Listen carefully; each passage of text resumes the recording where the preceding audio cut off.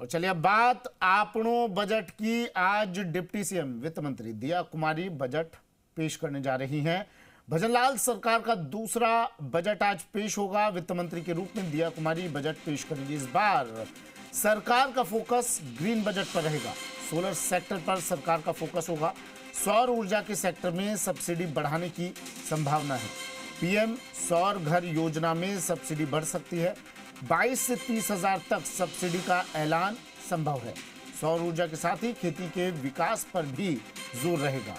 इस बार आधारभूत ढांचे की मजबूती पर फोकस होगा। स्वास्थ्य और शिक्षा पर भी फोकस रहेगा। कृषि और ग्रामीण विकास पर भी सरकार की प्राथमिकता में है। पानी, बिजली, सड़क के लिए भी कई बड़े प्रावधान होंगे। नए जिलों के लिए बजट में विशेष प्रावधान होंगे। नए जिलों में आधारभूत ढांचा तैयार होना है। कलेक्ट्रेट से लेकर जिला अस्पताल और दूसरे दफ्तरों के लिए भी बजट में प्रावधान होगा। 8वें वेतन आयोग का भी ऐलान हो सकता है इस बजट में। केंद्र सरकार पहले ही घोषणा कर चुकी है। कुछ विभागों में नए पदों की भी मंजूरी संभव।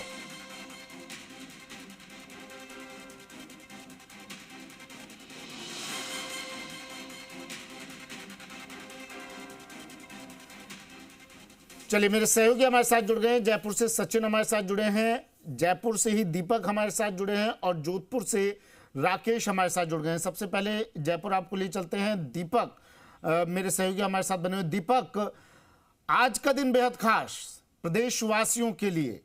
दूसरा बजट भजनलाल सरकार का वित्त मंत्री दिया कुमारी आज पेश करने जा रही है। बड़ा दिन है, क्या कुछ उम्मीदें और किस तरह इंतजार कर रहे हैं आज जयपुराइट्स? देखिए, वैसे तो भजनलाल सरकार का दूसरा बजट है, लेकिन पूर्ण बजट ये पहला बजट है। और दिया कुमारी जयपुर के जो आराध्य गोविंद देव जी मंदिर हैं, उनके दरबार में हाजिरी लगाने के बाद में विधानसभा में सुबह 11 बजे 2025-26 का ग्रीन जो कॉन्सेप्ट रखा गया है, उसका जो बजट है वो पेश करेगी। सभी की निगाहें इस पर टिकी हुई है, चाहे वो आम व्यक्ति हो, चाहे फिर खास हो, आम से लेकर खास हो, चाहे वो ग्रामीण परिवेश में रहता हो, चाहे वो शहरी परिवेश में रहता हो, क्योंकि ये बजट ही हमारी आज कह सकते हैं चीज़ों को तय करता है। क्या हमें रियायत मिलती हैं, क्या कुछ एजुकेशन, इंफ्रा, इन पर कितना पैसा है वो खर्च होगा। नए ज़िले हैं, उनमें किस तरीके से बदलाव लाना है, वहाँ पर किस तरीके से काम होना है। और इस बार का जो बजट है ग्रीन कॉन्सेप्ट है, तो जी यानी कि गति के माध्यम से आधारभूत योजनाओं को धरातल पर उतारना। साथ में सबसे ज़्यादा जो फोकस रहेगा वो एजुकेशन पर, स्टार्टअप, एमएसएमई जो उद्यमी हैं उनको किस तरीके से आयाम स्थापित उनको करने हैं, उसको लेकर फोकस इस बार के बजट में रह सकता है। हमारे साथ मॉर्निंग वॉकर्स हैं कुछ। सर, क्या देखते हैं इस बजट में? नमस्कार सर, मैं ये कहना चाहूँगा ये भजनलाल जी का दूसरा और पहला मतलब संपूर्ण बजट है। और केंद्र सरकार ने जो बजट दिया मध्यम वर्गीय परिवार के लिए, उसके लिए मैं तहे दिल से धन्यवाद देना चाहता हूँ। और मेरी मांग है हमारी वित्त मंत्री से, वो महिला हैं, इस नाते मेरी मांग है कि महिलाओं के लिए जो छोटे रोजगार होते हैं उनको उपलब्ध कराने में वो थोड़ी सी बजट में प्रोविज़न्स करें। एक सबसे बड़ी समस्या जो है स्वास्थ्य की समस्या, वो स्वास्थ्य की समस्या के लिए केंद्र और राज्य सरकारों ने आरजीएचएस और केंद्र सरकार की तरफ से भी योजनाएं चलाई है। लेकिन कुछ मैं आपसे निवेदन करना चाहता हूँ वित्त मंत्री जी से कि प्राइवेट सेक्टर के जो हॉस्पिटल्स हैं वो इसको बहुत सिरे से नकारते हैं। और वहाँ पर जब लोग पहुँचते हैं तो वो उनसे ये कहा जाता है कि हमारा पुराना जो पैसा है वो हमें नहीं मिला। काफ़ी कुछ सुधार हुआ है, मैं ये नहीं कहता कि सुधार नहीं हुआ, लेकिन स्वास्थ्य के क्षेत्र में बेहतरीन सुविधा देनी चाहिए। पेंशनर्स के लिए विटामिन और कैल्शियम की टैबलेट्स पहले बीच में बंद कर दी थी। मैं ये चाहता हूँ कि ये दोनों उनके स्वास्थ्य के लिए ज़्यादा ज़रूरी हैं, तो उन्हें दी जाए। और मैं राज्य सरकार और भजनलाल जी और वित्त मंत्री जी को धन्यवाद देता हूँ कि वो अपना बजट पेश करें। और एक मध्यम वर्गीय के लिए जो उन्होंने किया है उसके लिए राजस्थान सरकार, हम जैसे मध्यम वर्गीय परिवार, उनका बहुत बहुत आभार व्यक्त। देखिए, मध्यम वर्गीय परिवारों को बजट में राहत देनी चाहिए। ये ग्रीन बजट है, रिन्यूएबल एनर्जी पर छूट मिल सकती है। हाल में भजनलाल सरकार के पहले कार्यकाल में यानी कि पहले वर्ष में ही जिस तरीके से राइजिंग राजस्थान हुआ, जो उसमें एमओयू हुए, जो जिन कह सकते हैं कि लोगों ने या अलग अलग जो सेक्टर्स हैं उन्होंने एमओयू किए, जिन उद्यमियों से एमओयू किए, उनको रियायत यहाँ पर दी जा सकती है, चाहे वो टैक्स में हो या कह सकते हैं हैं कि ज़मीन अलॉटमेंट है, तमाम जो चीज़ें हैं उसकी घोषणा यहाँ हो सकती है। क्योंकि देखिए जब छूट मिलेगी तो जो उद्यमी होता है यानी कि वो राजस्थान में पैर अपने कह सकते हैं कदम रखेगा। क्योंकि कई बार ऐसा होता है कि राइजिंग राजस्थान हुए हैं पहले भी ऐसे इस तरह के, लेकिन पहली सरकार बनने के साथ में जब राइजिंग राजस्थान हुआ है तो उम्मीद उनको उद्यमियों को है यानी कि बिजनेसमैन्स को हैं कि शायद इस बार 4 साल के अंदर उनको ज़मीन भी उपलब्ध होगी, कुछ राहत मिलेगी, तो वो अपना यहाँ पर जो सेटअप्स है यानी कि जो जिन्होंने जिस सेक्टर में उन्होंने एमओयू किया है वो अपने यहाँ पर उद्यम यानी कि व्यापार कर सकते हैं यानी कि अलग अलग सेक्टर में। दूसरी बड़ी बात है कि महिलाओं पर गाँव ग्रामीण यानी कि सबसे ज़्यादा डेवलपमेंट पर फोकस इस बार सरकार का रह सकता है। यानी कि जो पिटारा खुलेगा उसमें ग्रामीण परिवेश और निकाय, क्योंकि आने वाले समय में राजस्थान में इलेक्शन हो रहे हैं, 305 निकायों के अंदर ये इलेक्शन होने हैं। साथ में गांव के सरपंच यानी कि गांव से लेकर जिला परिषद मेंबर, पंचायत समिति मेंबर और साथ में प्रधान, इनके चुनाव होने हैं। तो इस लिहाज से गांव के अंदर सबसे ज़्यादा सरकार का यानी कि फोकस रह सकता है कि ज़्यादा से ज़्यादा वहाँ पर डेवलपमेंट्स के काम हो। क्योंकि देखिए आज भी राजस्थान के कई ऐसे इलाके हैं जहाँ पर कनेक्टिविटी नहीं है या फिर राजस्थान सरकार की योजना है अंतिम छोर तक नहीं पहुँच पाती है। दूसरी बड़ी बात है कि राजस्थान में अब 33 से 41 ज़िले हो गए हैं। जो नए ज़िले बने हैं उनमें इंफ्रा यहाँ पर हो उसके लिए भी काम हो सकता है, उसकी घोषणा हो सकती है। जी सर, मैं ये निवेदन करना चाहता हूँ कि मैं प्रतिनिधित्व करता हूँ राजस्थान अधीनस्थ कर्मचारी संघ का, और सीएम साहब ने बजट से पूर्व चर्चा के लिए बुलाया था जिसमें सभी ने अपनी राय दी थी। तो मैं कर्मचारियों की तरफ से जो एक बहुत मांग है जो काफ़ी समय से पेंडिंग है 8, 12, 16, 24, अगर मैं मुख्यमंत्री जी से कहना चाहता हूँ कि अगर बजट में इसका प्रोविज़न कर दिया जाता है तो 90% कर्मचारियों की मांगें स्वतः ही पूरी हो जाती हैं। इसके लिए मैं उनसे विशेष आग्रह करूँगा। धन्यवाद। बिल्कुल, देखिए जो मुख्यमंत्री भजनलाल शर्मा ने इस बजट, क्योंकि आज जो 11 बजे, क्योंकि घड़ी की सुइयां हैं 8:05 पर टिक गई हैं और जो 11 यानी कि 3 घंटे यानी कि 11 बजे जैसे ही घड़ी की सुई छुएगी वैसे ही राजस्थान की जो वित्त मंत्री हैं दिया कुमारी, जो महिला वित्त मंत्री हैं, वो अपना बजट पेश करेगी।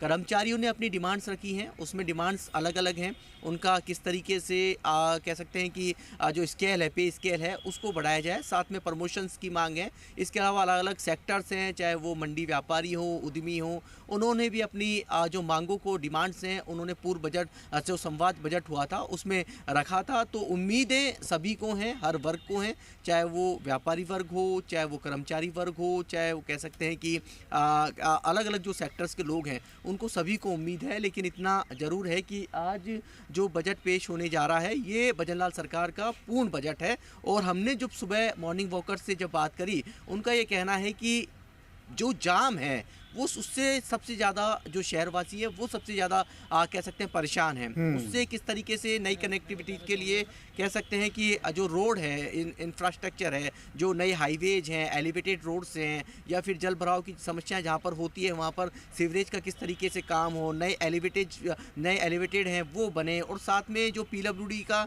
अभी जो संभाग स्तर पर भी जो चर्चा हुई थी, उन्होंने भी जिला कलेक्टर से सुझाव लिए गए थे कि उनके जिलों के अंदर या संभागीय आयुक्तों से जो सुझाव लिए गए थे तो और अलग अलग डिपार्टमेंट से कि क्या कुछ काम हो सकता है जिससे लोगों को राहत मिले। क्योंकि आज आप शहर देखिए, लगातार आबादी बढ़ती जा रही है, लेकिन शहर में उसी तरीके से डेवलपमेंट भी होना चाहिए, चाहे वो सीवरेज की समस्या से निदान की बात हो। क्योंकि शहरी इलाकों में आप जब जाएंगे, वॉल सिटी के अंदर जाते हैं तो छोटी छोटी गलियों में, क्योंकि जयपुर की चार दीवारी वो इलाका है जहाँ पर सबसे ज़्यादा टूरिस्ट है, वो इसकी खूबसूरती, इसकी विरासत को देखने के लिए यहाँ पर आता है। और जब यहाँ पर सीवरेज की बहती हुई कह सकते हैं पानी जब सड़कों पर दिखता है, कचरों का यहाँ पर ढेर दिखता है, तो वो यहाँ से अच्छी छवि नहीं लेकर जाता है। इसके लिए काम करने की ज़रूरत हो। भले ही 2 नगर निगम जयपुर के अंदर कांग्रेस की सरकार में हुए हों, लेकिन उसका ज़्यादा फ़ायदा नहीं हुआ, ऐसा लोगों का कहना है। इसलिए सरकार का भी यही मानना है कि 2 नगर निगम नहीं करके इस बार 1 नगर निगम यानी कि 6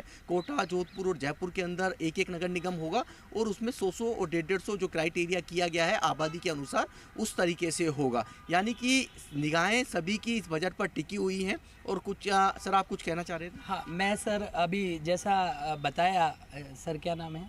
सर ने बताया कि शहर की जो ट्रैफिक की समस्या, मैं खुद शहर में रहता हूँ, मूल निवासी हूँ परकोटे का। शहर की ट्रैफिक की समस्या को समाधान मैंने वित्त मंत्री जी से जब बजट के सुझाव मांगे गए थे तब भी निवेदन किया था। हम लोग बहुत ज़्यादा परेशान हैं। उस परेशानी को दूर करने का एक छोटा सा सुझाव मेरे पास ये है कि जितने भी व्यापारी हैं वो अपनी गाड़ियों को अपनी दुकान के बाहर ही पार्क करते हैं।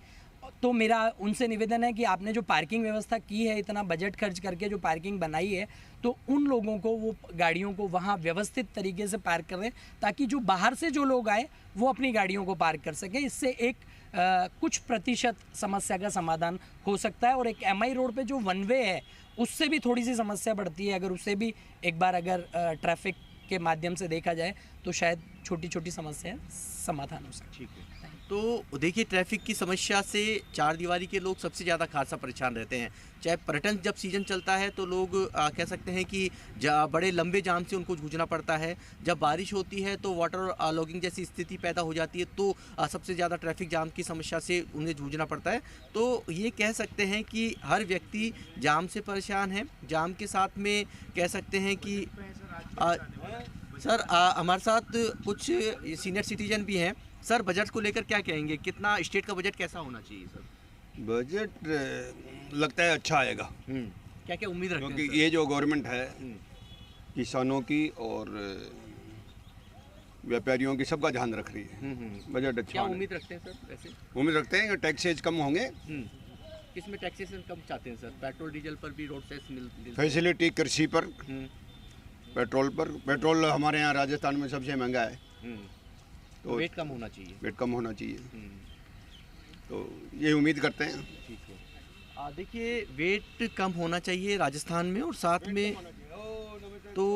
में वेट कम होना चाहिए। वेट कम होने के साथ में कह सकते हैं कि किसानों के लिए कुछ छूट मिलनी चाहिए, काश्तकारों के लिए छूट मिलनी चाहिए। ये तमाम चीज़ें लोगों का कहना है कि, लेकिन सभी की जो निगाहें हैं आज के बजट पर है कि किस तरह का जो वित्त मंत्री दिया कुमारी आज जो बजट पेश करने जा रही है, और जिस तरीके से उन्होंने संवाद अलग अलग सेक्टर्स के लोगों से, अलग अलग वर्ग के लोगों से किए, उसको किस तरह से समाहित करके और ये बजट पेश किया जाता है। क्योंकि हो सकता है, क्योंकि आने वाले समय में हालांकि लोकसभा विधानसभा चुनाव नहीं है तो बजट लोक लुभावना नहीं कम होगा, लेकिन शहरी सरकार निकायों के अंदर इलेक्शन है, ग्रामीण पंचायतों के अंदर इलेक्शन है, तो इस लिहाज से गाँव के में और शहरों के अंदर जहाँ इलेक्शन है वहाँ पर इंफ्रा पर बेहतर इस बजट के अंदर कुछ मिल सकता है, यानी कि सौगात मिल सकती है। जी ठीक है, मैं आता हूं आपके पास फिर से दीपक।